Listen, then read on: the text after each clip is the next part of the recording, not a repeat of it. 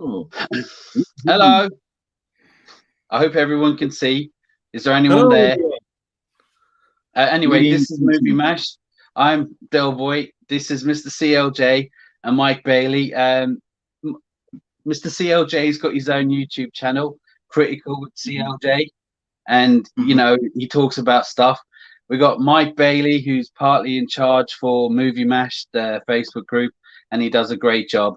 Not as good as I do, but we can't all be perfect. There's a Facebook user. Say hello. I don't know who this is, but put your name on it so I can see who you are. Can you guys see who that is? Not on the no. I don't. I'd have to look at it on Facebook to see that. Let me see if I don't understand. Yeah, I don't know why. And sometimes you get the names. Anyway, today we're going to talk about superheroes in general. And Mike Bailey here on top, he's going to convince me that Batman versus Superman is the best ever, and he's going to convince me to go and buy the Blu-ray, and I'm going to tell him why he should smash his. Yeah, and I think I got CLJ on my side, so it's 2 against 1 there, mate. You've got a big fight on your hands. But I'd like to go back to 1938, where it all started, which I think it all started in with Jerry Siegel and Joe Shuster created Superman. The comic strip, it's based on back then, all the strongmen in the circus had tights on and all that, and there were 2 Jewish immigrants who they believed that they had to hide a lot of stuff in World War II because Jewish, if you were too clever you'd be killed, but inside there was super and all that, which I get. And they created the comic book, the comic strip, and it went from there. It took a few years, but it came big after a while. If you lot remember, he couldn't fly. It was Jump in the single bound. Yeah. But as I say, obviously there was a few films. There was a radio show. I don't know if you know. There was a radio show before TV. It was live once a week. And the guy who played Superman, or the voice of Superman, he had to disappear for a couple of weeks, family problems. And the show was at limbo, so they had to use Lois and Jimmy every week. And the reason why they had to make up a reason why Superman wasn't around, so they invented the word kryptonite. Just because he wasn't around, there was this special thing called kryptonite. And obviously, from that point on, it became part of the Superman story, as you know. But there was a few films in between. I can't remember his name now. I should, being a big fan. But everyone must know about George Reeves, the superhero show. You remember that? Hollywoodland with Ben Affleck, I think, was the movie about George Reeves. Yeah. Do you know what bothered me about that? I mean, okay, by the way, thanks for saying hello in the comments. Oh, hello, the main man. Obviously, me. Respect. I don't know about the other 2. Hi, Mike Bailey. I don't know who that is. I was going to say was, that Hollywoodland. What bothered me about that is that I'm not into big conspiracies or all that, but the one thing I will say is it was a bit dodgy. And he killed himself with the gun, but the gun was the bullet hole was directly at the back of his head. Now, if you pretend to try and hold a gun that way, it's very hard. So I never know. But as I say, it kind of leaves it a bit ambiguous as to suicide or not. I think from memory, I've not watched it for a long time. I've been watching another Ben Affleck movie that stars Superman recently, rather than Hollywoodland. I know. Which was Batman v Superman. I don't. We'll get to that and stuff. So, do you remember George Reeves, Mr. CLJ? Oh yeah, absolutely. Yeah, I did research on him. I didn't know about the back of the gun thing. I don't think that was suicide, because there's no way you can do this and pull that trigger. Yeah, it's the one thing that bothered me. Yeah, it's just no. Yeah. The thing that I didn't know when I watched the film Hollywoodland about George Reeves was that moment when which was apparently true, where there was a kid in somewhere that had that got hold of yeah. I don't know if you know this, CLJ. The kid got hold of a gun and basically wanted to fire it at George Reeves to prove that he was Superman, because obviously, and he had to, and he stayed completely in character and was like, but it might ricochet off me and hit another kid in the face. Yeah. They had to talk him down. And he talked around to give him the gun. And I thought that was actually an incredible story. Yeah. Well, he did a lot for charity, and he was a big deal. I don't know if today, but everyone know how big a deal that Superman New Ventures or whatever it was back in the 50s and 60s, how big it really was. When he died, it was massive. As you see on Hollywoodland, kids were crying everywhere. It was a big deal. And he was, I mean, real life, he was tormented because he couldn't get another role. Did you know, I think he won or was nominated for an Academy Award from Gone with the Wind. Did you know that? No, I didn't. No. Yeah. I've seen the film once. It's 4 hours long, you know. Actually, I prefer it than Batman Superman, but you know. Then should Superman and Batman wear their pants on the outside? Well, again, that came from the strong men. You remember in the circus, the strong men, bald fellows like myself. Right. Yeah, and the tights, and that's where it started from, because he was I think it's all down to the era, and I think I'd happily watch, you know, the 1978 Superman and see the tights on the outside. But his suit looks missing. Well, I'm happy to see Man of Steel with him not wearing the pants on the outside. The only thing I would say is something's missing from it. It looks like, I think he should have a red belt, or he's got gold down the side, stripes or something. That maybe should be red. I don't know. What do you reckon, Mr. Yeah, I agree. Oh yeah, I agree. Yeah, because you know, like you said, it was the strong men back in the day that wore the. But nowadays, yeah, it just looks silly. But you're right. Just have like a belt and. Yeah, like a gold belt or red belt, and that's it. Missing. Yeah, it just feels too, I don't know. It's just like Batman's okay because he's in black anyway, so you know it's noticeable. But Superman, look, we all know he's got tights. Don't worry about it. Just wear. I mean, I don't know how much you know about how deep Zach went into making the suit and everything, but I mean, there's all Kryptonian symbols all on the suit.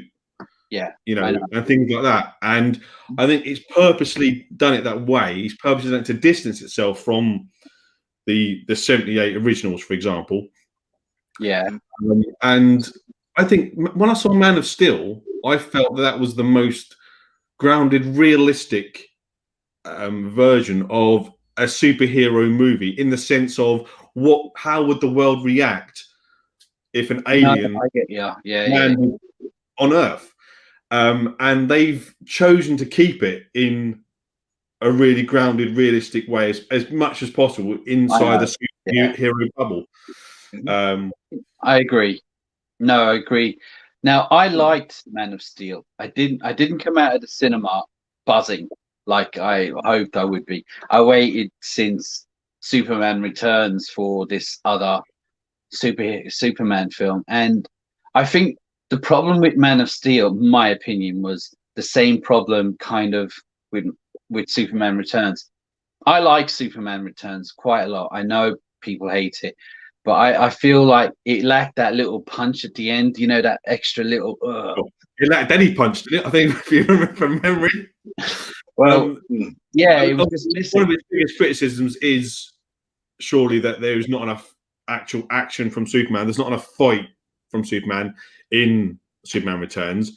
I think, you know, so from that point of view, yeah, I mean, it tried to be a completely different film while keeping in with the original Christopher Reeves version. And I think it's kind of, because it's a hybrid there, it's kind of trying to be a new thing for a new generation. Yeah. But stick to and be in the same mythology as the originals from the 70s and 80s.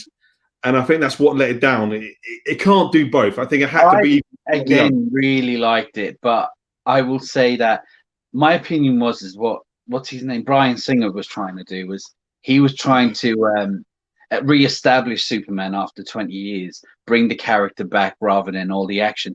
He said the second sequel to Man of Steel would have been more Man of Steel than Daniel Steel. He was just trying to establish the character to come back and then, you know, throw the action in.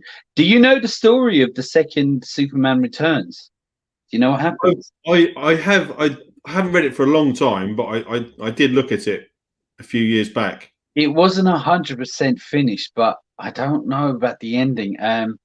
They were saying Brainiac comes and he, you know, shows him the world, you know, from Krypton. Oh yeah, look at the place.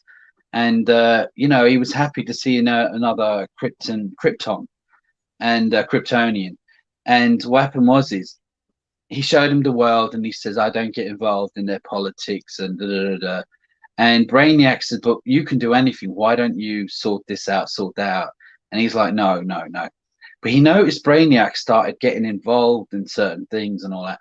He didn't know that Brainiac's ship had loads and loads of clone bodies. So, long story short, he had to fight Brainiac, but each time he'd reincarnate, and he destroyed all the bodies, everything. But he cannot, unless it's a Kryptonian body, he could not transfer his consciousness or his body into. It had to be Superman. But Superman wouldn't allow it. There is only one other Kryptonian left on Earth. Who was that? His son that was in the first one. Mm-hmm. And apparently it goes into his son and he has to kill his son.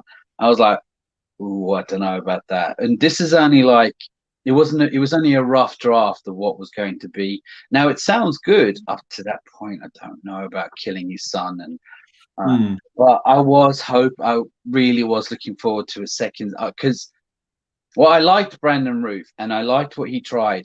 He followed and trained the same way as Christopher Reeve in the flying. And if you see him flying, the way he moved his hand, I think he done an incredible impression of Clark Kent as Christopher Reeve. Yeah, he looked like him, all right. Yeah, you know, I don't think they could have got anyone else that could have the mannerisms of Clark Kent done the way that Christopher Reeve done them, as near as Brandon did them. You know.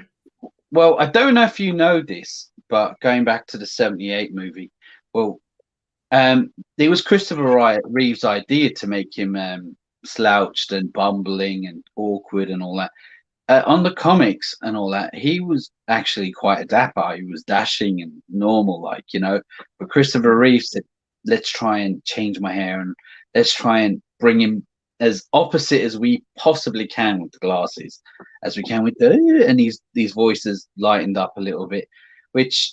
If you know, superheroes weren't taken really. So it was just, I'm Superman. You know, back then, after Superman '78, it changed things. It was taken seriously. It was like, well, John Williams' score, as you all know, it's just wow, and it was taken quite seriously. Richard Donner says it was only because of Christopher Reeve, but I'd like to give credit to Richard Donner as well. He got fired over it. He really, really pushed it out there after he did. You've been talking about the potential Superman Returns sequel, but the Superman 2, the Richard Donner cut, which it's never going to be complete, and I'm sure we've all watched it, but what you see of it isn't fantastic in parts, you know. But you can see there that there was this real, you know, a better movie, and I love Superman 2, the one that came out theatrically, but you can see how that was going to be a better movie, and it's a shame that they couldn't get to. I'm up with that. You're talking about the Donner cut, right? The Donner cut, yeah. I'm up and down with that, yeah, because we didn't get to see him really get a chance to properly finish it, but again. I heard that rewinding time really wasn't supposed to be in the first one. It was supposed to be in the second. The ending of the first one was the ending of the second one. Yeah, but I think they were rushing to get it out, and they wanted to get the first one out, and they'd already shot that scene because they were shooting them back to back, weren't they? That's it, yeah. They decided, we'll let's put that in that one, and we'll make something else up in the second one. Again, I still liked. Is it Richard Lester? He took over from thing, but the only thing I didn't like about him, he didn't care about Superman, and they liked him because he gets things done on time. But I still think he did a good job.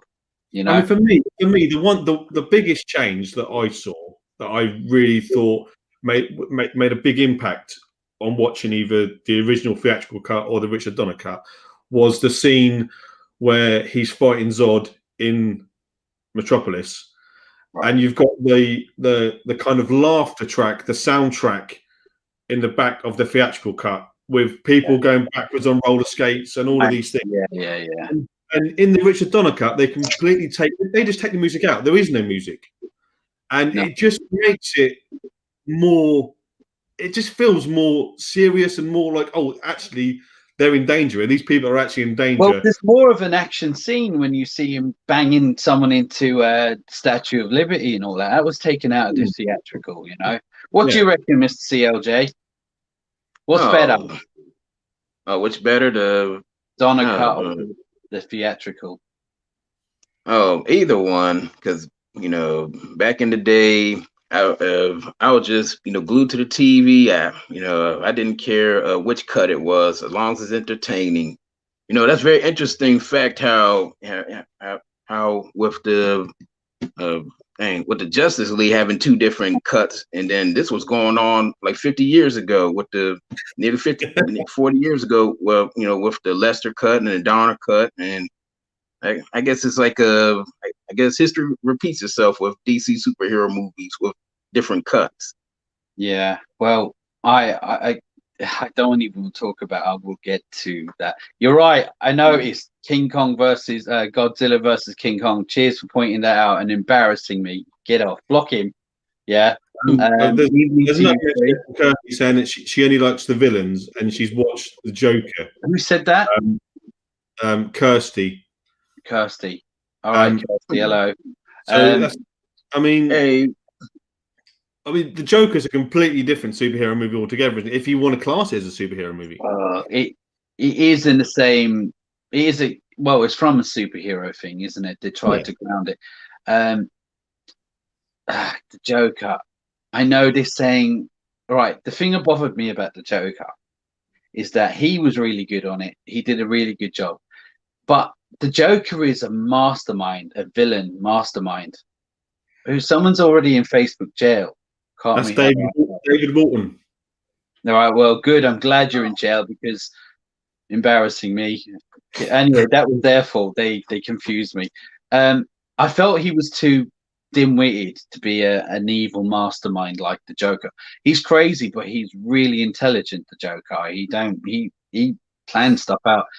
Didn't feel that Joaquin Phoenix could have. His Joker wouldn't. I know what you're saying, but it really was. I don't know what CLJ thinks, but the Joker really was a real origin story. As in, right before he even, he's not even anywhere close to the Joker at the start of the movie.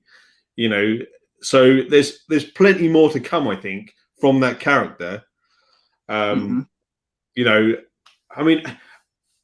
personally think at the moment, opinions change all the time, but partly maybe because I've already seen it and it's the most recent film, but I think that was maybe the best iteration of the Joker character on screen.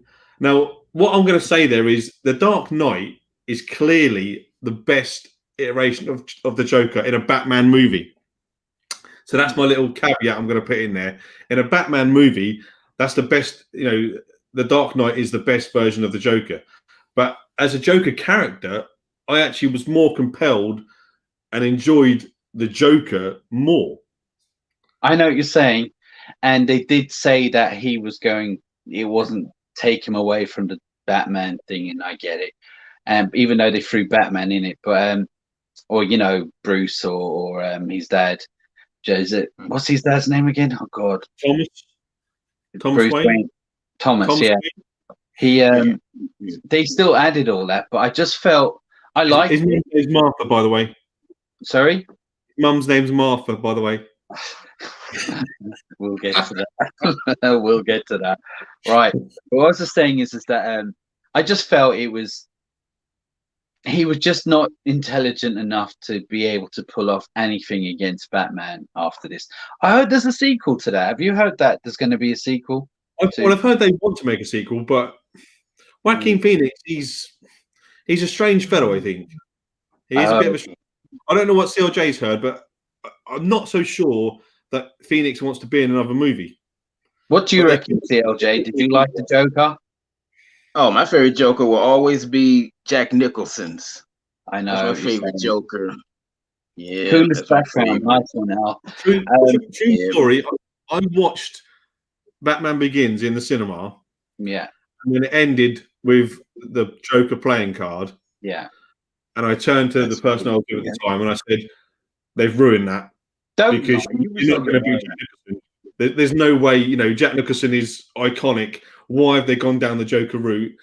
And I walked out the cinema thinking the sequel's going to be rubbish because it's Jack Nicholson. It's Jack freaking Nicholson. He was perfect. Yeah, he was born for it. To be fair, Heath Ledger, he did hit a home run with that role, I think. And you can still like the Jack Nicholson one better. And I totally respect CLJ's opinion. I'm not saying that. I think he just hit a home run. All right, with Jack Nicholson, he was because he's like that in real life. He's not right in the head, that boy, yeah. But I'm just saying is that he was perfect, and the way he played it was perfect. But I suppose for a different generation, up to date, Heath Ledger was actually frightening. Now I remember when they were making The Dark Knight. I know the three people that were runners up for it. What's his name? Who plays Vision? Paul Bettany. Paul Bettany. Do you know that Paul Bettany's from Harlesden? Did you know that, Mike? I knew that only recently, very, very recently.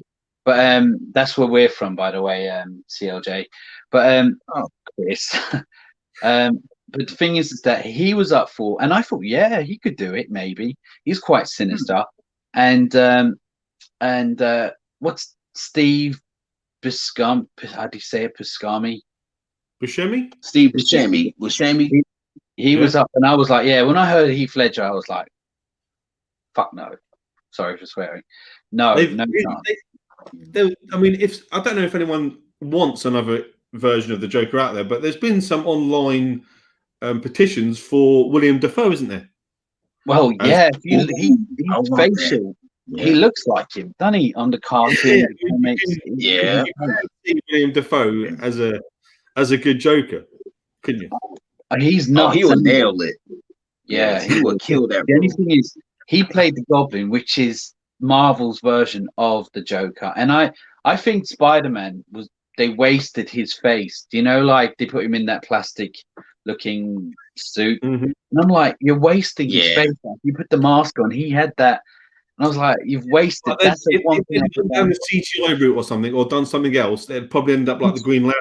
Did you see the prototype stuff for the Goblin on Sam Raimi's thingy? It was really good, but they went with that plastic costume. I haven't seen it. Have a look. Oh, no. It's really good. Again, on the cartoon, he wears this mask, doesn't he? I was just going to say just quickly. Obviously, we're moving away from Superman briefly, which I don't want it to become all about Superman, because I know you really want to have tell me about Superman. So we're moving on to, obviously we mentioned Spider-Man. Now, what do you guys think about Marvel? And well, I wanted to say, before we move on to that, I wanted to say, Batman Begins. I think that's my favorite Batman of all time. And all these Batman fanboys, nobody wanted to see it. Oh, I was like, well, I was super hyped for it. Now, going back to Marvel, obviously everyone knows Blade. And you could say back in 98, Blade was the beginning of the Marvel universe. Well, it was the beginning. A lot of people don't see it that way. Then you could say X-Men was. And that was good. But I always say it was Tobey Maguire's Spider-Man, because after that was one after the other. It was huge. And I came out of the cinema buzzing from it. I mean, I was like, what the hell? That was so good. And the second one was even better. That probably got the studios notice more. Yes. Because Spider-Man did something stupid like $800 million in 2002. Yeah. So to make that sort of money 20 years ago almost, they obviously realised, you know what, there's some money to be had here with superhero movies if it's done right. So that's why I think maybe you're right when you say that. I'm always right. Come on, I'm always right. No, it's just being a big superhero fan of myself. I just noticed after Spider-Man, it's like the studios went, oh, hang on, there's loads of these, and if you actually follow the story, maybe there's a thing here. And I think after that was Daredevil. In between Spider-Man 2 and 3, there was Daredevil, wasn't it? Mm-hmm. Ben Affleck. Another Ben Affleck film. Sorry? Another Ben Affleck superhero film. Well, I know this much, that Kevin Smith kind of got him in. And he said to Kevin Smith, I'm not sure if I want to play this because I want to ruin my chance of getting Batman one day. And Kevin Smith says, well, maybe you'll never get Batman, so you might as well do this. You know, what's the harm? And he did. Now, I know it gets slammed. I actually thought Daredevil was quite good. I will defend it. It was good. Yeah, it was good. Yeah. That's one of those films that it is of its time as well, I think. Like a lot of films, you know. I think the mid-2000s was a hard time for movies in general. Especially with CGI. The mid-2000s was a hard time for movies in general. And I think if you go back and look at certain things and certain ways that movies, certain effects that were used in certain movies in that time, not all have held up as well as they could have done, because they were trying to experiment with what was out there at the time and what could be used. And 15 years on, it's really moved on quite a lot. So I think that maybe some scenes in the likes of films like Daredevil that you just, you know, they don't really hold up. But as a story, I didn't know that much about him. Only he was blind before it. So sometimes when you watch something that you don't know enough about, that was fine. I'm sure people who know the story were upset. I thought it was good.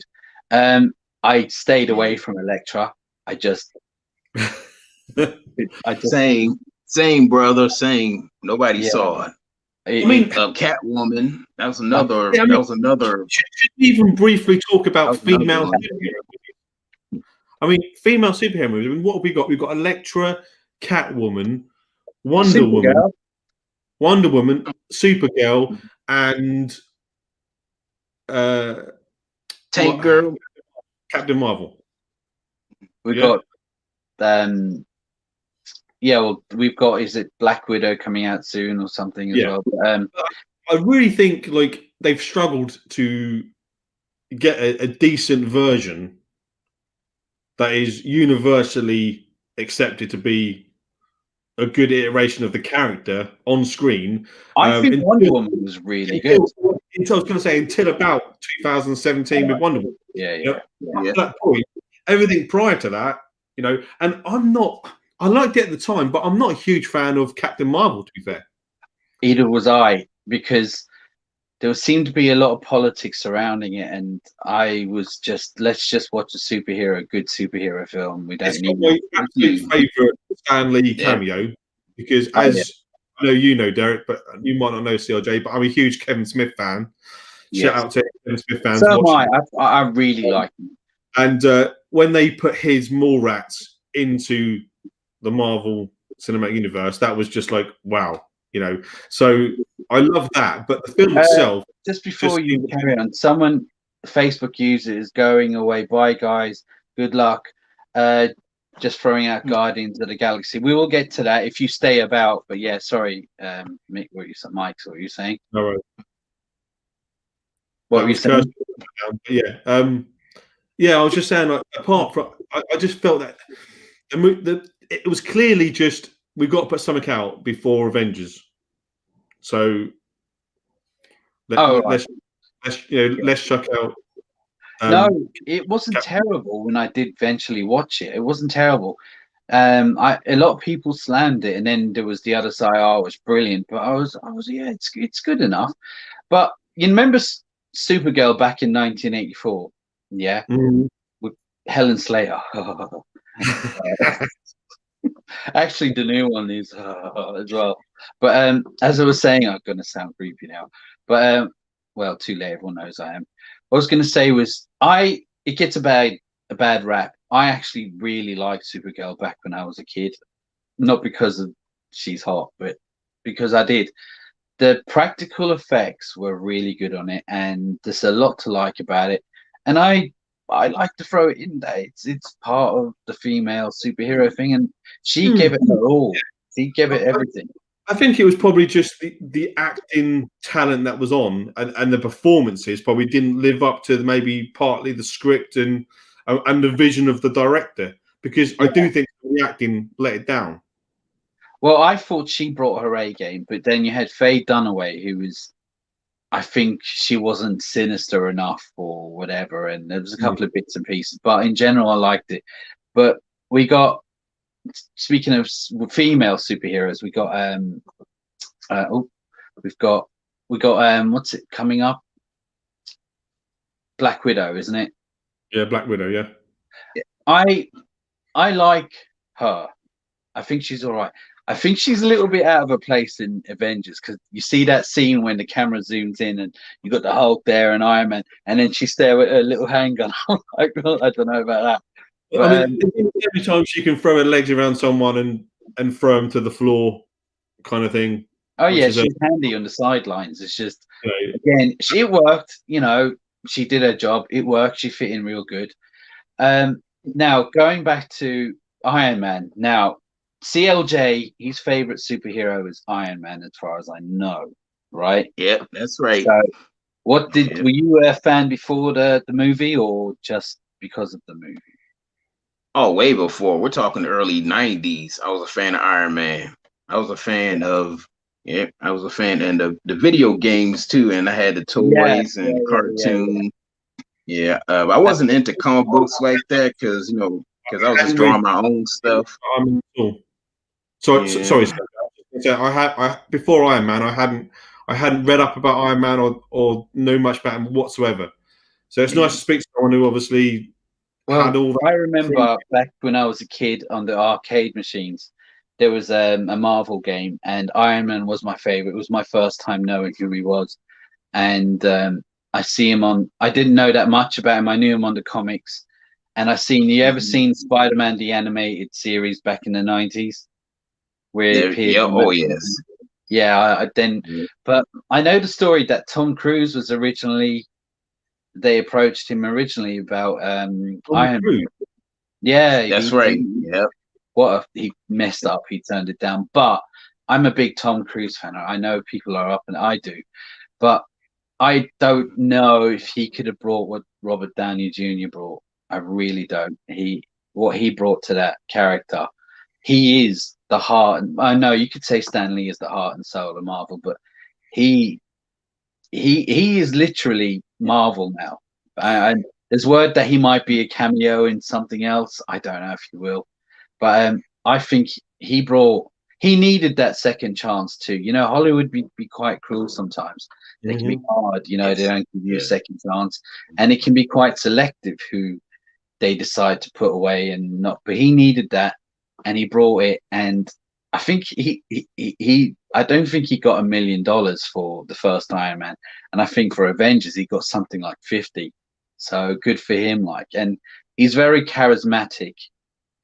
His humor was great. I don't think Tom Cruise could have brought that. I mean, obviously, like Robert Downey Jr., I can't see him doing Mission Impossible, but I think he owns Iron Man. I mean, when you first seen Iron Man, Chris? What did you think? Do you think he was great for the part, or were you? I don't know. Oh, absolutely. Oh, Robert Downey Jr. He crushed it. He totally owned it. And you're right, because I mean, Tom Cruise, he wasn't Tony Stark, but what would have had Cruise had lost if he was? There would be no Mission Impossibles. There would be what else is Tom Cruise doing? What else is he doing besides the Mission Impossibles? I don't want to go off the track, but I liked Tom Cruise from when he was young, Top Gun, and he did a lot of serious dramatic films, and he was nominated loads of times for Oscars, like Born on the 4th of July and other stuff, And sometimes I'd like to see him do a few more of those in between Mission Impossible, because he's actually a good actor, but he's kind of sticking with that. And don't get me wrong, these seem to be getting better per film and making more money, and so he's sticking with that. But I would like to see him do other stuff. Apparently, now, you know how these rumors are, fan rumors, but apparently they're going to do this multi-Spider-Verse. And apparently Tom Cruise may still turn up as Iron Man at some point as just a cameo, as a different universe. Don't know. What do you reckon? I like that. That's neat. You know. Yeah, that's neat. Kind of like the kind of like having Maguire and Garfield and Holland. Yeah. All right. And who else? Speaking about Spider-Man, all right. I loved the first three. I still like part 3 with Tobey Maguire, and I couldn't wait for the fourth, and it was cancelled, as everyone knows, and I was a bit gutted about it. And then it was only a couple of years later, Andrew, who I actually saw him, and I thought, yeah, he got the face and all that, you know. But I don't know. I really liked the first Amazing Spider-Man. I really liked it. I was back in it, yeah. And I know the second one gets a lot of stick, the Amazing Spider-Man 2. I really liked it, and it felt like the third one, unfinished. It just ended on a kind of low note where, spoilers, Gwen Stacy dies, and he's standing by the grave, and you're waiting. All right, part 3 is going to be ended. So when they announced for another Spider-Man, I'm Spider-Man, I'm done. And Tom Holland. Now Tom Holland, he's nearly perfect as Spider-Man. He's really good.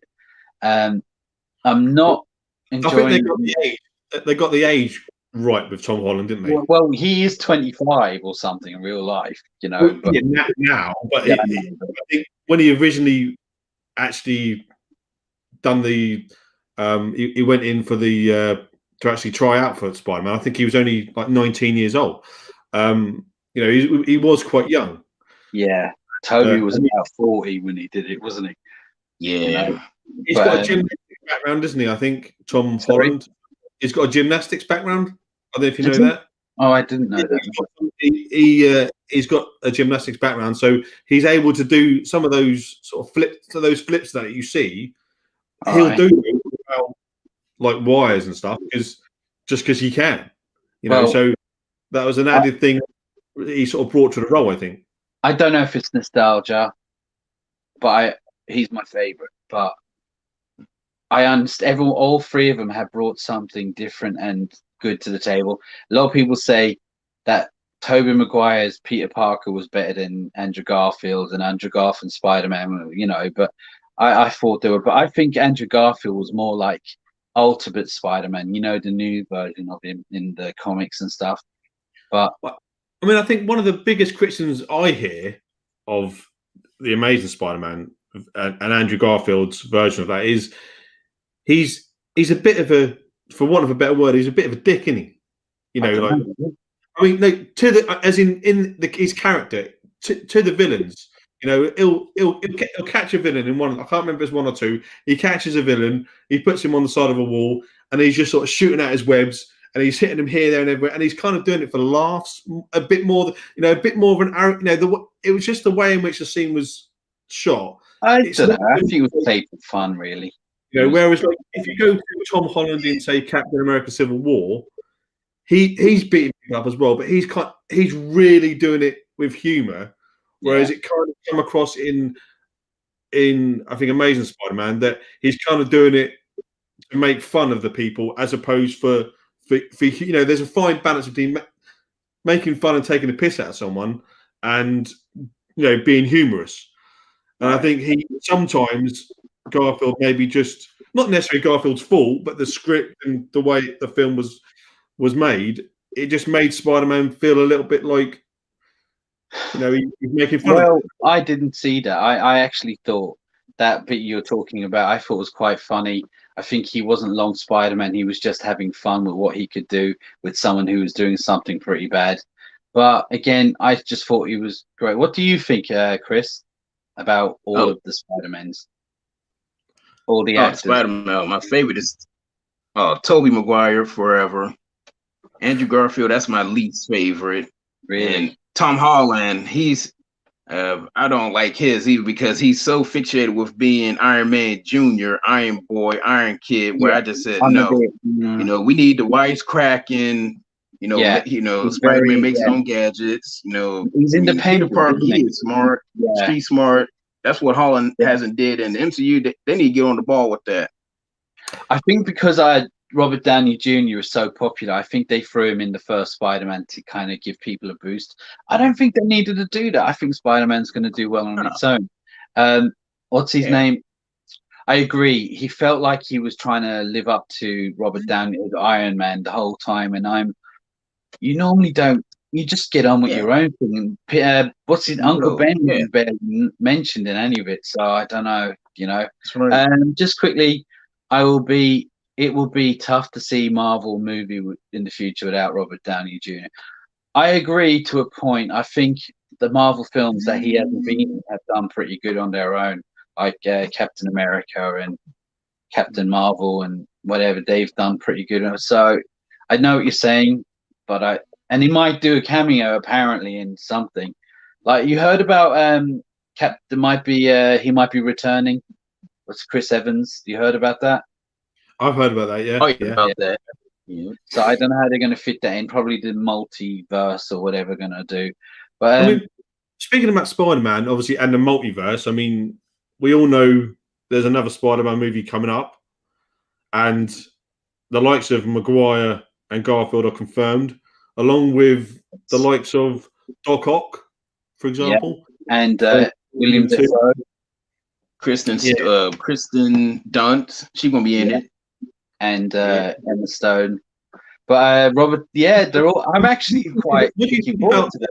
What do you think about Marvel's decision to oust Peter Parker as well at the end of the last Spider-Man? Oh yeah, that was and they brought in I've forgotten his name, the guy who plays in, and he's really good at it, isn't he? Yeah. What's his name? Jake Gyllenhaal. No, Jameson. J.K. is it? J.K. Rock. Yeah, J.K. Simmons. Yeah. Simmons.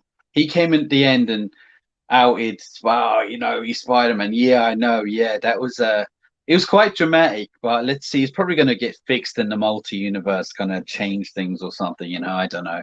But I just think all the Spider-Mans have been pretty good. Not all as good as some, but they've all been pretty decent. Again, over and out. Chat to you later, Derek. All right, and chat to you later, Noreen. Have a good day. All right, thank you. God, what? I'm gorgeous. I know. Thank you. I just made that one up. But I want to get back to here we go. I want to talk about Batman versus Superman. Yeah. All right. I want to get to this right. Right. So after Man of Steel, I'm waiting for the sequel, and I still am waiting for a sequel because I think Henry Cavill is boom. He's bang on it.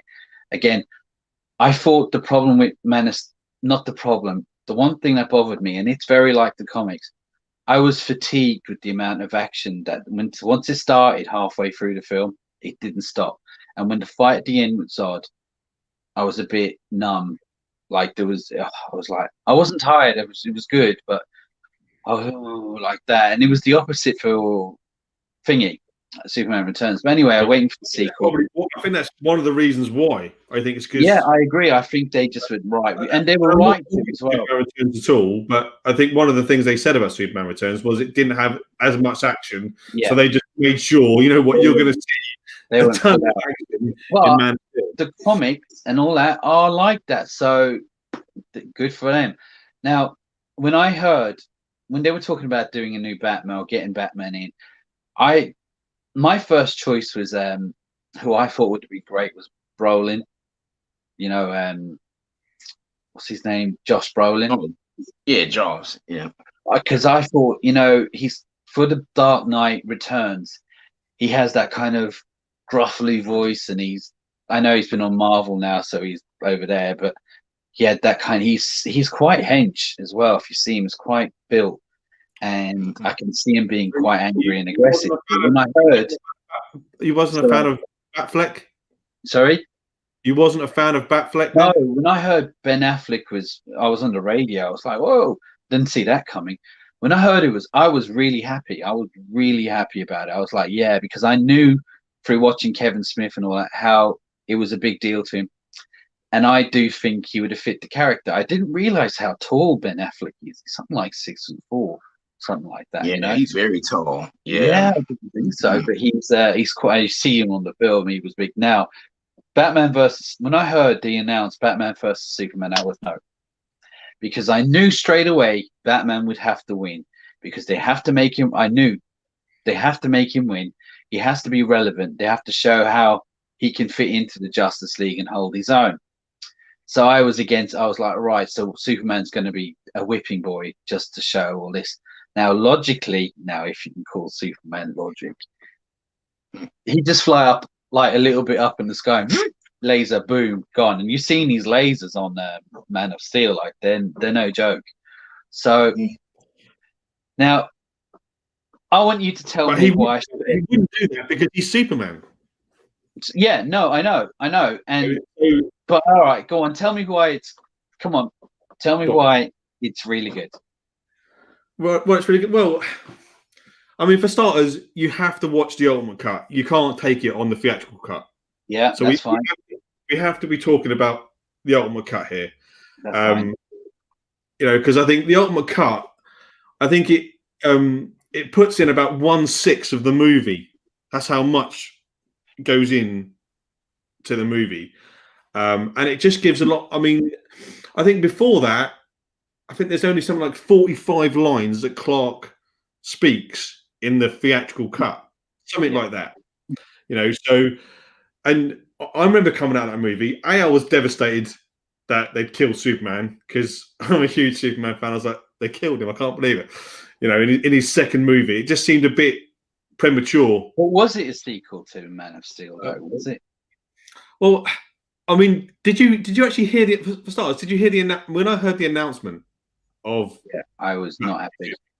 And it was actually at some convention, and they brought I can't remember who they brought out, but they brought an actor out to read a line. CLJ might know what story it was from, but it's from a sort of famous comic book story. Yeah, The Dark Knight Returns. Yeah, where obviously Batman effectively defeats Superman, doesn't he? Yeah. And they played it out to this crowd, and the crowd just went nuts because they realised they showed the bat signal and the Superman. So I think although you said you knew Superman was going to be his whipping boy, I think we all knew that from that storyline that Batman's going to have the upper hand here, and from that announcement, when he's sort of saying things like, "You'll remember me," "You'll remember this day," etc., etc., etc. You remember the day that I stood over you and you realised, this and the other. I don't know the exact phrase, but no, I know what you mean. Yeah, I remember it. But my take on it is to get back to it. I mean, what do you think about Batman? Let's start with that. I really liked Batman. I think Ben Affleck is the best Bruce Wayne of the entire anyone I've seen. Bruce Wayne. I think Ben Affleck nails Bruce Wayne better than anyone. Better than Keaton. Better than Bale. You're going to get shot for that, but yeah, I agree. Yeah, I mean, I think Keaton's the best Batman. Oh, do you really? But I think Ben Affleck is the best Bruce Wayne. And you see more Bruce Wayne in this movie than you do most Batman movies. Yeah, I agree. Yeah, it isn't even a Batman movie, is it? I think he was the best comic book version of Batman we got so far. I mean, you have to when you rewatch it. You see things like he goes through and he sees the old suit with the Joker sprayed on it, which insinuates that Robin had been killed. Yeah. And things like that, yeah. So you've noticed that this is a very battle hardened Batman, and I think he's actually gone over the edge, and I think that's the point. Yeah, there's a scene because I watched it tonight, I rewatched it, and there's a scene in there where Alfred says something like, effectively we're criminals now, and they kind of like, and he agrees, we've always been criminals, I think. And I think a lot of people said, oh, how many people does he kill in that film, Batman? And Batman never kills. Well, Batman has gone over the edge a little bit, and he's, we're We're not living in like 1960s Batman. We're living in the real world Batman here, and he had to kill in certain circumstances. Yeah, and I think he is on over the edge, and it takes seeing the humanity in Superman to kind of bring him back from the cusp. Because let's just strip it down a minute. I mean, let's talk about the elephant in the room here. Let's talk about the whole Martha moment. Yeah, I don't want to talk about it. I actually think that it isn't Martha that makes him not kill him. I don't think that. No. What was it? He hears Martha, and that's what makes him stop for that moment. But I think he still would have gone through with it and killed him. So do I. It was seeing Lois come in, yeah, and announce that he's got a mum. Forget her name's Martha. Announcing that he's got a mum, and he saw Clark finally, and he saw Superman as a human being. Right. And he got right to the edge there on his character, Batman. He'd killed people like previously. He's gone around branding them. Let's be honest here. He's on the edge here. He's going around branding people, right? Yeah. And that kind of brings him back, right? And at the end of the film, when in the sort of post-credit scene where you see him with Lex Luthor, he's got the brand in his hand again. In the prison cell. Yeah. And he doesn't brand him. Because he's now come back. If you see what I mean, he was at a low point. You know, he was on the edge, and Superman's kind of brought him back. So that's how I see the Batman character, and I think it's very well visually done. I think say what you want about how many times we've seen Batman's parents die on screen. I don't think it's better than in Batman v Superman. No, I like the way they've done it. CLJ. What do you reckon of Batman versus Superman? Not much, really. I only saw bits and pieces of it, so I'm just a spectator in all this. Yeah. You didn't see it, but I do agree. I know just bits and pieces of Batman v Superman.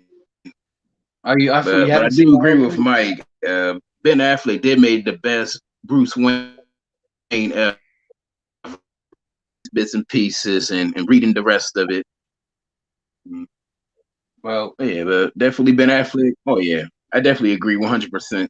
What do you reckon of Henry Cavill as Superman? Oh, wonderful! He did a fantastic job. Yeah, that's another great one. Definitely. Yeah. Now, I mean, you must have felt something when you picked up the spear.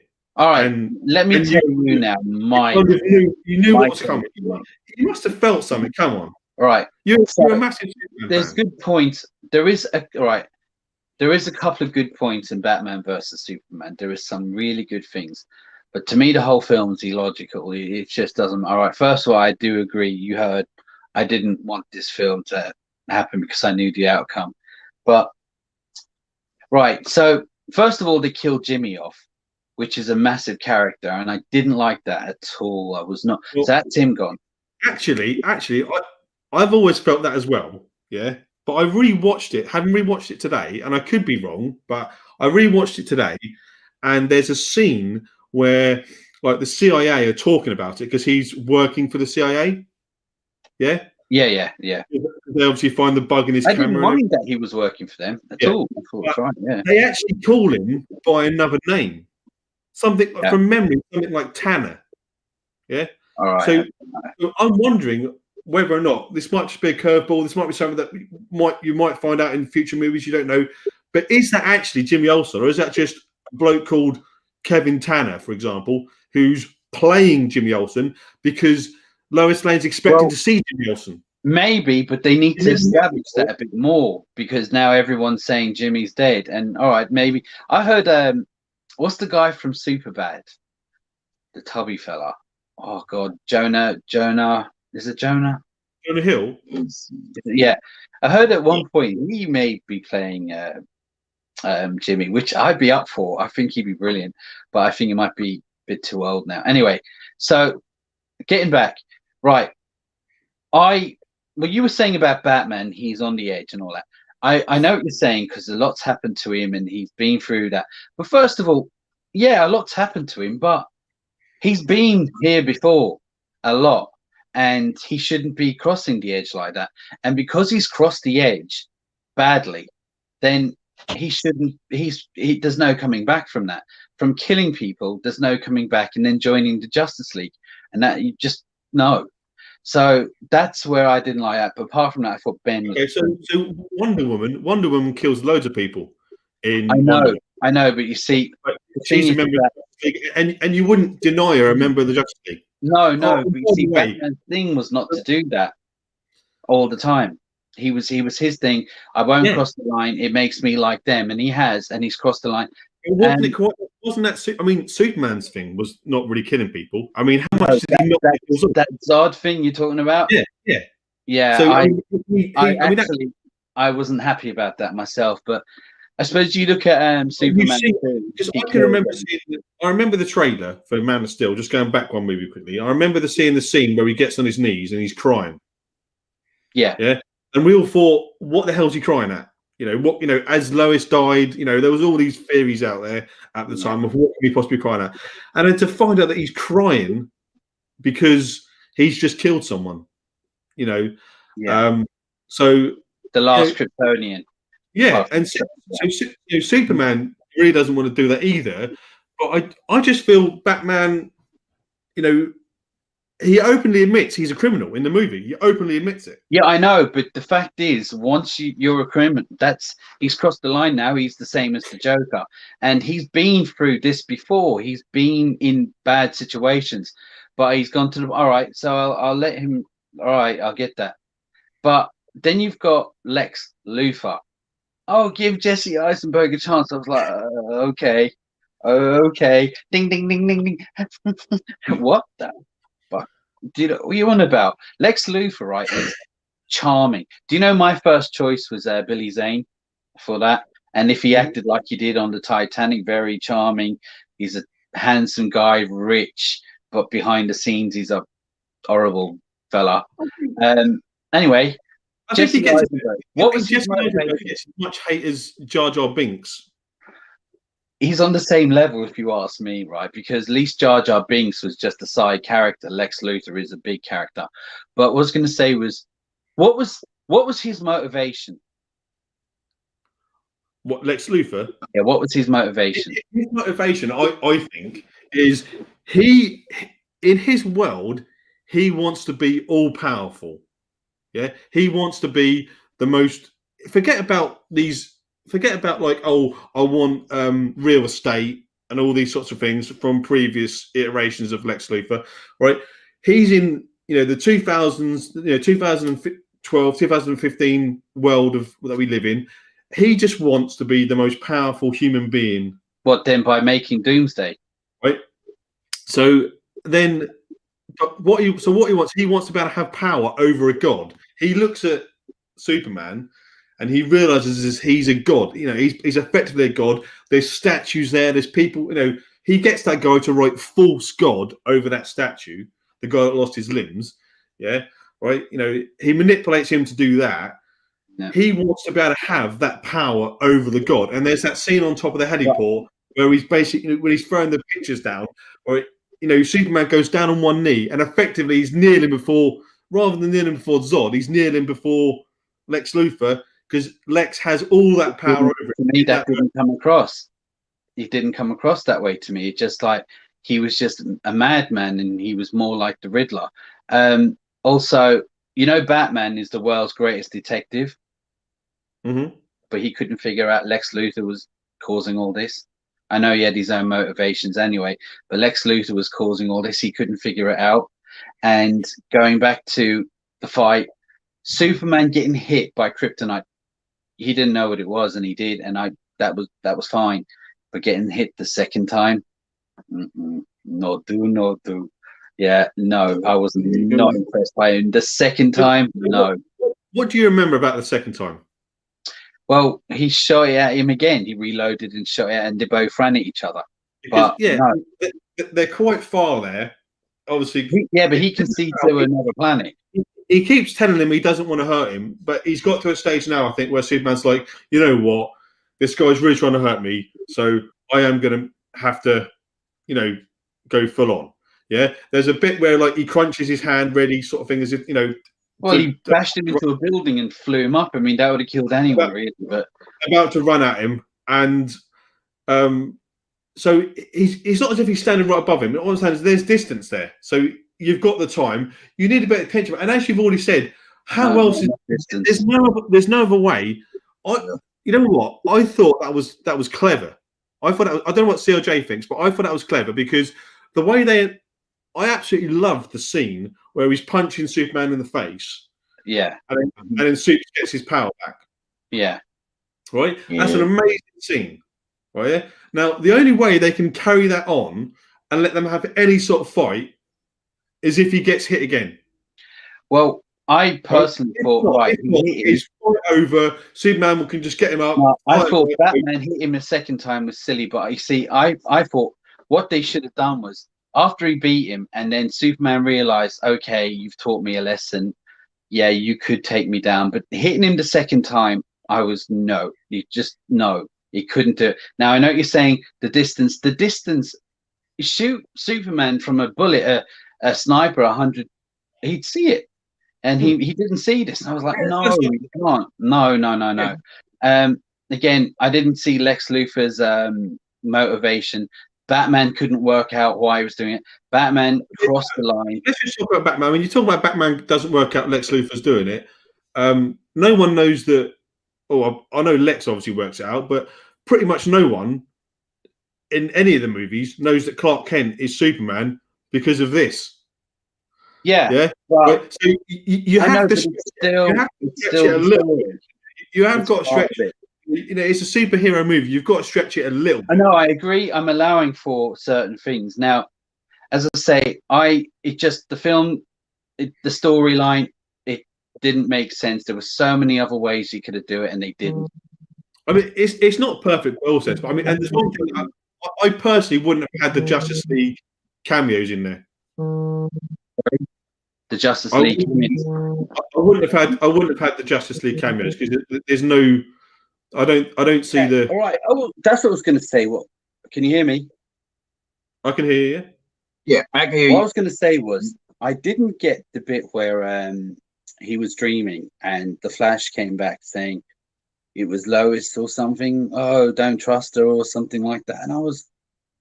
Did they completely forget about that in the Justice League? I don't know where they were going with that. Do you remember what I'm talking about? So say again, sorry, which bit? Sorry, I was just reading the comments. Oh, you've muted yourself. Here you go. You're back on again. Sorry, you're saying is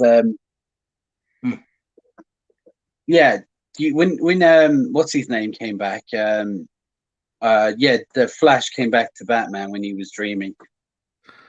What was that leading up to? Maybe they just got rid of it. And perhaps CLJ can come in on this one. Is that not maybe something that Zack Snyder's Justice League might well factor in?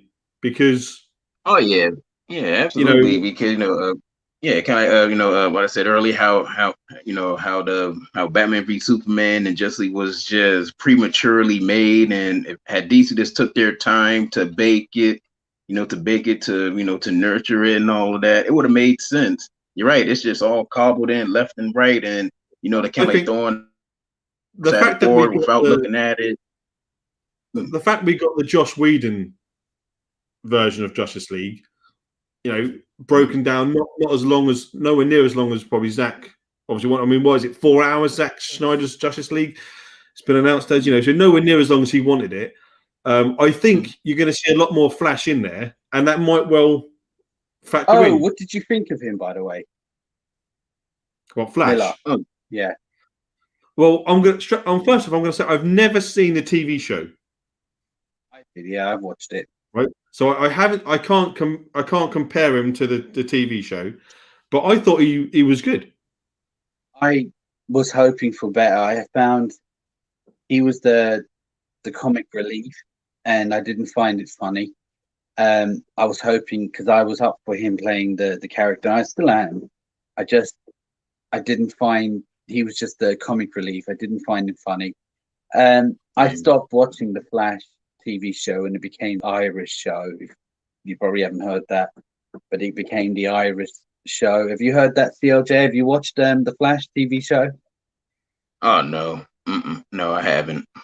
No, but you're right though, because they wanted the Flash to be like the Spider-Man of the Justice League, and it blew up in their faces. And then Ray Fisher running his mouth off about something that went on, and the Justice League is just tainted now because of them, and with the Amber Heard situation. I would have definitely been happier to have waited another 3 or 4 years for the Justice League. Me too, yeah. If that's what it took. I think the studios were like, they've already got 2 Avengers movies out. A third one's coming out in the next couple of years. We need to get the Justice League out and start the ball rolling now. And I think they were just, it was. No, if it's done. Yeah. I don't know. I mean, I don't want it to be. Now, I just saying about Batman versus Superman, they shoehorned. How good would it have been if Doomsday turned up and we hadn't seen that on the trailer? How good would that have been? It showed it on the trailer, Doomsday. Yeah, I would have been, oh shit, that's that. Yeah. I probably would have re-looked at it and got pissed off.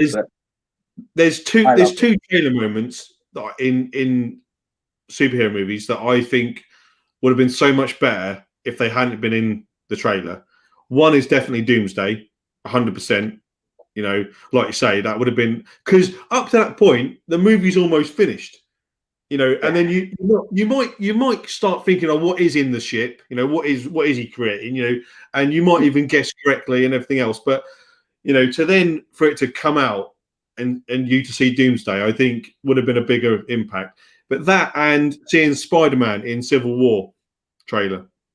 Yeah, they had to do. But now, if Spider-Man just turned up and just gone, if you see Iron Man go, and then everyone's going to go and see it anyway. It wasn't going to change nothing. But that's true. What I will say is on Batman versus Superman. Remember, I went to see it at 12 o'clock at night with my son. I remember when he was getting beaten about, and you remember he picked up the spear. We were talking about it earlier with Lois Lane. And he, by the way, I think she's the best Lois Lane. And CLJ knows I like her anyway, but I think she's the best Lois Lane there's ever been so far. I mean, I'm nostalgic for Margot Kidder, but anyway. So do you remember that scene where he turned around and he goes, "You are my world"? Yeah. When he was about to shoot, I was like, "Hold on, is he gonna die? Is this gonna happen?" You kind of, like say, you suddenly realise that you're potentially a minute away from seeing something unbelievable happen on screen. Yeah. And I didn't expect him to die. No, not in his second movie. No way. Yeah, well, he's going to come back. But what I was going to say is that was, that scene was, oh wow, that was a nice, touching scene. It was quite sad. I got it. He died, but they had to ruin it by showing the coffin shaking at the end. They shouldn't have done that. They should have left that alone until the next one. That's the problem. With the greatest of respect, I think with that, you have to pander to a wider audience. And if someone's watching that and they just think Superman's dead, that's it. You've kind of got. Sometimes you've got to drip feed these little things. We all know he's coming back. I still think the audience. I don't think it would have changed anything. I think it took out the element. Oh, how sad it was he died, which it was, and then it's all right now. At the end, it's okay now. It's all right. It's been. Oh my God, Superman died. The audience, as you said, the people who don't know, but it came out and go, oh my God, Superman died. People like you and me know he'll be back. But as I say, they should have left that out. But again, now the elements of that I liked was that. Now, what I will say is because it was such a heartfelt moment, and I did like that about one of the little parts I liked. In Justice League, now I know it's a mess, as you all know. I felt like when he came back and Lois jumped out of the car, it could have been really emotional, and it was just no. Do you remember she jumped out of the car and he was flying just through Batman across the road? Yeah. And she came out, and I was like, after that last emotional scene. There's more to that. There is more to that scene. There's definitely more to that scene. because I know. I've seen footage of Pops in that scene, being sort of actually in a fight. The whole town gets smashed up, as far as I know. On the new one, the whole city gets the kicking or something in that scene. Look, Justice League, it ain't Snyder. All right, can I tell you what I think will happen with Snyder? It's just my opinion. Now, I remember way before it was announced that Snyder's gone. I remember Joss Whedon. I don't know if you heard this, but he was taken on by Warner Brothers to do a Batgirl film. Did you hear that? What film? Sorry, Batgirl. Batgirl. Yeah, he was taken on by Warner Brothers months before to do a Batgirl. And I remember the first thing I thought was, it's a bit low key for the guy who just finished the Avengers, like, and to a character that, there's so many other DC characters like the Green Lantern, and all right, okay. All right. So anyway, it went quiet for a while. Zack Snyder's daughter died, and I can't even imagine how bad it was for her to commit suicide and how he felt about it. But he was 6 months into Justice League and making it. He engulfed himself in it. And then he announced that he was leaving, and they got the person who made a success out of the Avengers to take over. I actually think Warner Brothers pushed him out. I think they didn't make their $1 billion on Batman versus Superman. Yeah. And the critics they knocked Batman and Superman. I think the critics knocked Batman and Superman for the wrong reasons. I don't like it for the right reason. But as I say, I think he was shoehorned out. I think he was pushed out. And they got, so where's this Batgirl film that Joss Whedon was making now? What happened to that? That's gone. Now, I would have preferred to see a Snyder version, a full Snyder version of Justice League than what we got, even if it was bad. Joss Whedon is too light-hearted, and we need the dark kind of, well, not dark, but we need that kind of a bit more serious, kind of not as kiddified as Marvel. That's the other thing. Again, if you're going to compare, if we're going to go back and just compare like Marvel and DC for a moment, people would say like Iron Man and Batman are kind of like the two sort of similar characters, but Iron Man is far funnier. Iron Man is far funnier and far more light-hearted than Batman will ever be. Right, so for that, but I'm saying, a lot like Batman v Superman and even Justice League, a lot of the films that have where Batman's been in it, they've kind of said it's too serious, it's too dark, this, that, and the other. But that's his character. He isn't. He isn't. So when he smiles, when Superman comes back in, he goes, oh, like that. I was like, no. Do you remember that bit when Superman breaks in and flies, and then Batman goes, oh. I was like, no. And Ben Affleck should have refused to do that. Do you remember a bit I'm talking about? I haven't watched Justice League for a long time, to be fair. Right, so they're fighting, what's his name? Steppenwolf. Yeah, Steppenwolf. They're having a hard time with him. And then Superman, he bursts in, flying, and to knock out Thingy. And Batman, as soon as he flew in, Batman went and smiled. And I was like, no, Batman don't do that. He would have been, but not... Like, that's why he's a better Bruce Wayne than he is a Batman. No, I don't. I think because if you look at Batman versus Superman, he no way would have done his character. So all of a sudden he's smiling when Superman comes in. I was like, no. Anyway, but again, I can't blame. Oh, that lip thing took me out of the film completely. Yeah. Now, do you know what annoyed me was? It was the first thing you see on the film. It was the first shot of Justice League started. It was kids holding a camera. What do you like about that first scene? I've heard rumours that was actually like the original scene was actually shot by Zack, and it's actually Zack's vision and everything. So the whole opening scene, the music, everything about it, all of that about like the death of Superman, all of that. Was Zack's, but an idea. Superman but then, on the comic comes back from the dead with a beard, long hair, and a black costume, right? Now, instead of doing this crap with his lip, and I know because of Mission Impossible he had to keep the moustache, which is terrible, which is stupid. Why didn't they just fill him with a beard instead of giving him that? Just give him the beard that he would have actually had he'd come back from the dead. and the long hair. He came out all very clean cut with a, whatever the hell that was. Great idea. And yeah, they should have did that. Give him the beard and the black costume. The fans wanted the beard, but that's Joss Whedon. He made it all lighthearted. I liked the bit when Superman came back and kicked the crap out of the Justice League. I did, because I liked. He's always been the whipping boy. That was a real cool moment. I mean, I've watched that in slow motion online a fair few times. That scene, that is a pretty cool moment.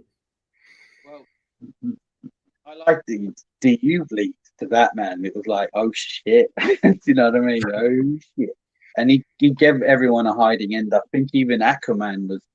I think the line where he says, "Now tell me, do you bleed?" Yeah, that's what I'm saying. Yeah. Oh shit!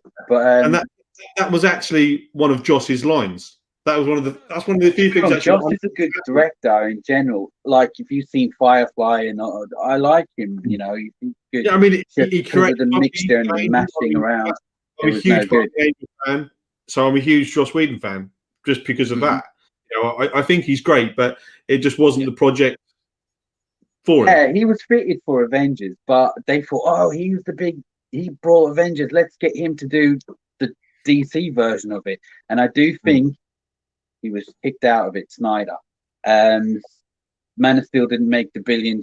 Apparently, Aquaman is the first DC movie to hit the $1 billion mark. And it seems like if you don't hit $1 billion, then they're not interested. And they still make money. But anyway, so what's you CLJ, I was just going to ask you, CLJ, obviously being over there in America, are you looking forward to the Justice League, Zack Snyder? Because obviously over here at the moment, we've got no idea when it's going to be released or how it's going to be released. March. I'm looking forward to it. I'm not looking forward. I'm not looking forward to it. I'm kind of on the superhero withdrawal now because it's just been back to back. I'm just done. Saturated. Yeah, oversaturated. It's done. And with the drama going on at Warner Brothers, Ray Fisher and Amber Heard and Aquaman, and this is crazy stuff going on. What I wish that the Marvel, the MCU can do is finally release Black Widow already. Just put on the stream. I don't know what they're waiting on. Let's put Black Widow on the stream already. That's one thing that the Warner Brothers is doing right. That's it. Let's put Wonder Woman's 84, which I like. I love that movie, by the way. It's cute, it's funny, it's cheesy. Kind of like the 80s. It really is 84. Yeah. Yeah. The 80s version of it. I still don't get the hate for it. I don't. Yeah. I really don't get the hate for Wonder Woman 84. I don't know. Yeah, it's really getting bad hate. It wasn't as good as the first, but it's very colorful. I love the 80s feel of it. Yeah. It has a few problems, which we'll go into another time. I don't think the story was overlong. Although the film was sort of 2.5 hours, I don't think the story felt convoluted in any way. I thought it was quite a simple storyline to follow. And I took my daughter to see it, and we both enjoyed it. All right, glad you liked it too. Yeah. As I say, the only thing I will say, as I don't want to go into it too much, is what was the bad guy's name again? Maxwell Lord. Maxwell Lord. I got a bit confused about his power at one point. Like hold on, you got dreams, or they have to make the dreams through? I got it towards the end. I think it was a bit unclear at one point, but that's just me. Maybe I'm a bit daft sometimes. But going back to the new Snyder Cut, I think he's had so much time now to get this right. He has to get it right. I mean, he's adding extra scenes that weren't originally in it, apparently, and all that. Ben Affleck's doing something on it. I don't know, which I'm glad to do. I am going to watch it. I just have lots of faith. It just seems that he didn't shoot at the time before he left the project. Sorry? You say they're shooting extra scenes, but they're more than likely just scenes that he envisioned. I've just heard that they're doing extra scenes now. Yeah. So I reckon they're just probably scenes that he, in his own vision, originally they hadn't shot when he left. But he's had loads of time now to get this perfect. And I think maybe he's just broken-hearted after the last couple of films. I've just got no faith in him. Sorry? How many 4-hour movies are brilliant? Gone with the Wind. Goodfellas is 3 hours. Shawshank was 3 hours. But I'm happy if it's 6 hours long. To be honest, it's Justice League. I'll watch that forever. But yeah, fellas, because it's not about the time; it's about the journey. You heard about Warner Bros. Video they games. Had to have Justice League for 2 hours. They had to be 2 hour mark. Did you hear about that? Yeah, I did. That's now that made no sense at all with all the characters that are in it. Oh, it had to be 2 hours, so nobody will want to see it for free. Well, hello, Avengers. You know, they're both Avengers. You've got all these characters. Quick. No. Yeah, there you go. Yeah, so much they messed up. Now I think Snyder has every chance to get this right. I think I've just lost faith in the whole thing. Warner Brothers get way too involved. They're getting too involved, pushing this, pushing that. So it's not all his fault. I think they let him have free range with Batman and versus Superman, and I think it just did badly. The story was crazy, and they don't care if it's bad or not. The critics are bad. They didn't hit the $1 billion. A lot of people are going to go. It just shows you what the fans could actually do when they really band together. They really band together. Like the second Blade Runner. Blade Runner 1 didn't do well at all financially, but all the fans for so many years now, and I think it shows what the fans can do. I do believe it's the fans that went mental and they have got it back, and I'm glad. I really hope it's good. I really do. I love Dawn of the Dead and I like 300. Now I didn't know enough about Watchmen until I saw the film. I know people were. I liked Watchmen. I really liked. Again, The Watchmen's another film that, unless you watch the director's cut, that's a far better film. I have, and I liked all of them. I liked all of it. I don't know the characters as well as fanboys, so I can't. I went in with fresh eyes, and I enjoyed it for what it is. When I heard that he was playing Negan on Walking Dead, he's playing a bad guy. I was like, yeah, he's going to be good at that. He was horrible. But I just want to briefly mention, just going back to what you was talking about last week with yourself and CLJ regarding Godzilla versus Kong. And I was just going to say, I heard a rumor that if you rewatch the trailer, there's basically like a metal Godzilla in it. There is. It looks like a mecha Godzilla. You can see a little freeze frame of. Yeah. It looks metal, and they're saying that maybe even that the Godzilla that you see Kong punch isn't Godzilla. I know that I see. I'm not as much as Davey from the 80s. It wasn't CLD or CLD. David, he's a big fan of all that, and he reads into it. Where I only know what I know, which as much as you probably know, about them all. I'm looking forward to it, but again, Mechagodzilla is a big robot. He's probably entering that Pacific Rim kind of thing. I heard today that they've got a new Cloverfield 2 coming out. Yeah, I saw that. Maybe they'll match them up at some point. I don't know, but but what do you reckon of Phase 2 of Marvel? I'm kind of don't care. Oh, I'm done. I'm kind of superheroed out, to be honest, and I never thought I'd say that. It's not against the females. Yeah, it's not against them. It's just if you've had too much of it, you just be like, I'm done. But there's certain individuals making you just don't like women, then you X, Y, and Z. Like, no, I'm just tired of it. And Brie Larson. No, I mean, I loved it. Miss Marvel, Carol Danvers from the 90s. I can care less about Captain Marvel.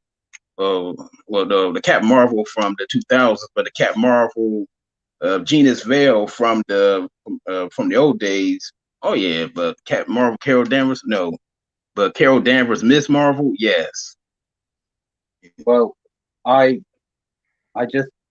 I'm done. I hate saying it, and I will watch them all. I think maybe it's part of the reason why I'm not bothered about Justice League. I feel I'm tired now. I do think the new Batman looks good with. I'm quite interested. I don't know whether you guys have watched WandaVision yet. No, I'm kind of not in. Because I mean, kind of went because that's kind of something completely different. You know, I mean, at least the first 2 or 3 episodes, they've been something completely different. They're nothing like what Marvel's done previously. You know, it's been a very sort of just doesn't look good to me, and I might get round to it. I don't know. And it's just like you say, you're all superheroed out and everything. That is completely different. You know, that is something completely different. I agree. I've heard good things about it, and I will get around to it. It's just not something I will watch straight away. I'll get around to it. Yeah. For me, it does look good. Yeah, it does look good. It's very interesting. What's his name? Robert Pattinson. Robert Pattinson. Yeah, I'm done. Batman. I'm done. I think that'll be good. I think he'll bring his A game. Does anyone love the Spider-Man Into the Universe yet? We spoke about it earlier on, but yeah, I'm up for that. Like Flashpoint, I'm up for that too. 3 episodes into WandaVision, not sure at the moment. I haven't watched any. That was Richard. I'm also 3 episodes in. I haven't seen the 4th episode yet, but I think the 4th episode is really where it's going to flip. They've the first 3 episodes are kind of setting things up. So I don't know what Richard thinks, but I think the 4th episode is where it's really going to kind of flip and start to kick off, I think. But we'll see. Obviously, I will get round to it, and we should catch up. We should do this again after Justice League, which apparently is out in March on HBO, which for me and you, Mike, that's going to be a week after everyone else gets it. But I think we should do this again after and see if you're right. What have you got coming out? You've got another Marvel film coming out in March, is it? I'm sure there's.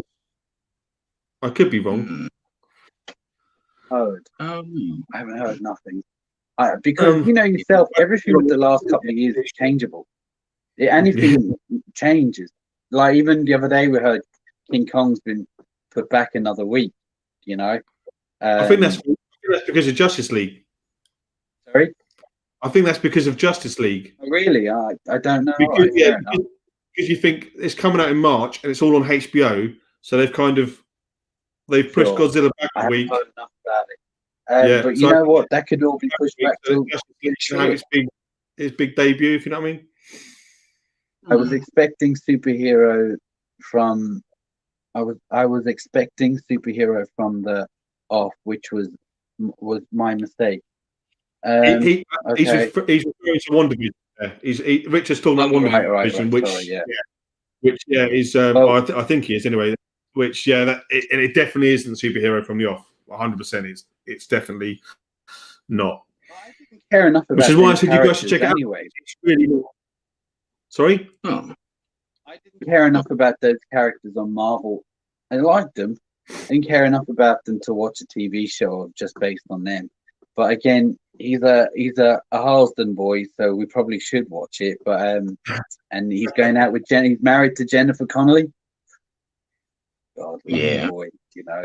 But and she's on Snowpiercer at the moment, which Michelle is watching with me at the same time. But I mean, is there anything I haven't thought of?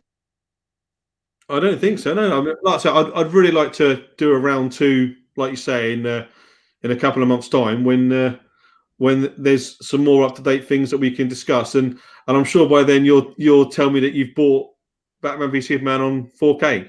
We can hear your wife in the background smashing it. You know, so in fact, I think she's breaking all of them for you just in case you put it into a different cover. Good girl. But anyway, it was finally great to speak to you actually in person, to see you live for a change, Mr. CLJ. It's been really nice. Tell us about how's your comic strip going? Oh, it's going. Actually, my book, The Steampunks of Tensheim, it's finished. It's all taken care of. Just need buyers, ladies and gentlemen. anyone out there who wants to see Mr. CLJ or buy his comic strip, it's what's it, Tinseltown? Yeah, the steampunks. He's a very talented artist. I mean, I can draw better than him, but I don't want to embarrass him. But he's very talented artist. Put it in the description on YouTube afterwards. Well, yeah, I'll put it in the description. But yeah, if anyone's interested in buying one of his comic strips, and you won't regret it. He's a great artist, great storytelling, and I do think you should make a character with me in it. To be honest with you, because I should be the hero or the villain. I'll be all right with that. Yeah, when's your birthday? I can hook you up. Get you a nice little birthday gift. I'll hold you to that, Mr. CLJ. And it was great talking to you, to see you actually. It wasn't so good talking to you, Mike, I have to say. I mean, I just thought it'd be more fun, and I thought, but you being Batman and Superman fan. You said quite a lot of nice things about Batman. You said more nice things about Batman v Superman than you did. You hear what you want. You hear what you want, right?